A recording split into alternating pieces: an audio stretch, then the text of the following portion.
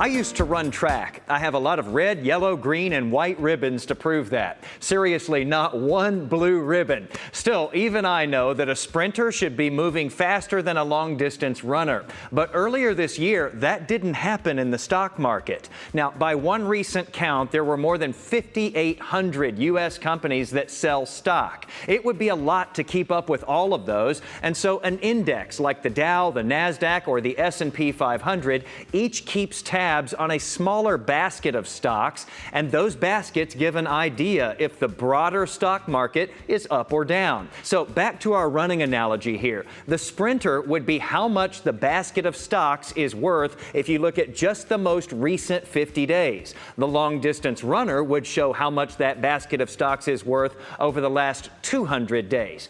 Earlier this year, on each of the major stock market indices, the sprinter, the 50-day average, fell below the pace of the long-distance runner, the 200-day average, and that is called a death cross. Sounds bad, and some investors do run away from the market when that happens because historically it has indicated that more losses are to come.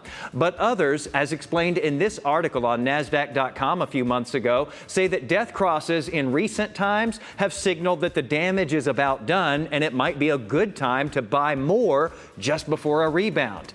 An analysis reported by Barron's found that 2 out of 3 times when the S&P 500 experienced a death cross, 12 months later, the index posted gains. Almost the same story for the Dow. 12 months later, gains 2/3 of the time. But that same analysis also found that most of the time the market was up 3 months after a death cross too. Uh-oh. That didn't happen this time. Stocks have fallen further. So you wonder, are they going to keep sliding this time, or will the historical stats come through and we see a rise in the months ahead or by early next year?